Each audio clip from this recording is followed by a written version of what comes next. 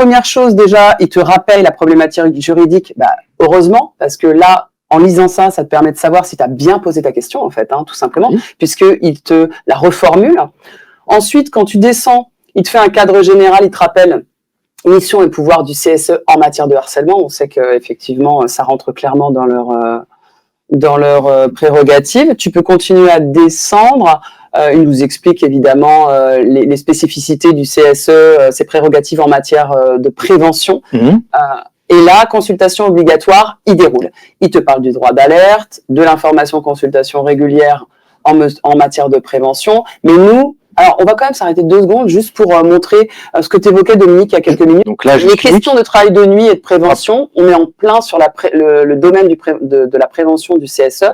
Si tu cliques dessus, tu vois que tu vas avoir accès, donc Dominique, c'est le fond documentaire. Exactement, c'est un extrait du fond documentaire. Donc effectivement, vous avez déjà l'élément dans lequel il est allé chercher et vous avez un extrait du fond documentaire. Voilà. Et si vous êtes abonné, vous pouvez accéder à la totalité du fond documentaire. Si vous ne l'êtes pas, bien sûr, vous n'aurez que l'extrait. Mais vous avez toujours l'extrait pertinent à partir duquel Génial est allé chercher la réponse. Quand vous dites fond documentaire, parce que j'imagine qu'on est, je sais pas, un jeune responsable RH, vous pouvez l'expliciter, le fond documentaire, ce sur quoi s'appuie tous les textes. Non, alors c'est une autre documentation, c'est-à-dire ça va être l'explication du droit positif dans le fond, donc que ce soit un memento, que ce soit une étude d'un dictionnaire permanent, que ce soit un ouvrage. Donc c'est tout le travail de vos équipes. Exactement, tout le travail qui est fait dans les 3 maisons. Toute la rédaction des 3 maisons, donc dictionnaire permanent social, le NAVIS, le memento. Exactement. Tous ces trucs que je consulte depuis 20 ans.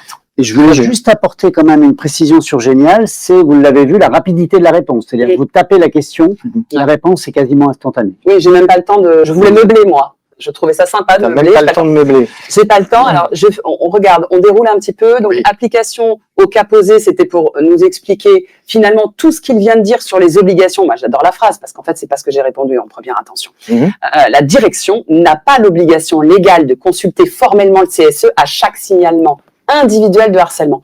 Pour avoir bien étudié ce cas-là, on le voyait bien en amont, en fait, si c'est un droit d'alerte, c'est-à-dire un signalement collectif qui a été fait par le CSE, là, évidemment, le CSE est parti à l'enquête, mais la direction n'a pas l'obligation légale de consulter le CSE à chaque signalement individuel de harcèlement.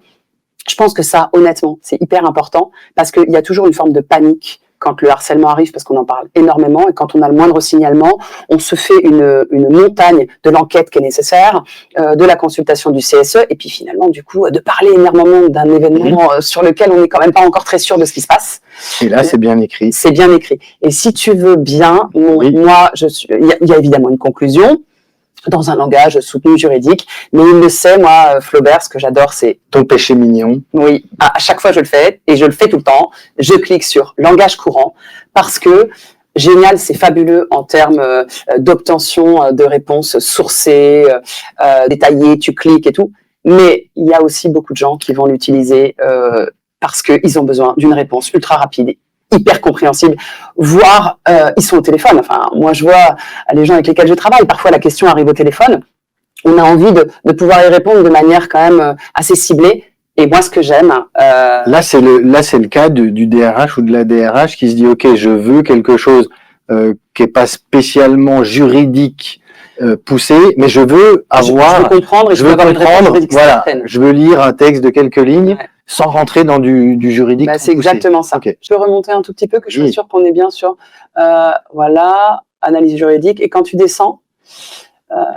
et là, on a toujours, on peut toujours aller. Et on peut toujours. En fait, tu as eu, t'as eu une règle avec 6, 7 lignes. Je crois qu'à un moment, dans mes essais, j'ai vu 10 lignes dans un langage hyper clair. Et puis, c'est affirmé. Donc, ça, c'est bon aussi, quoi. On n'est pas obligé de consulter à chaque fois. Il n'est pas obligatoire de consulter formellement le CSE pour chaque individu. Exactement. Donc, ça synthétise dans un langage simple.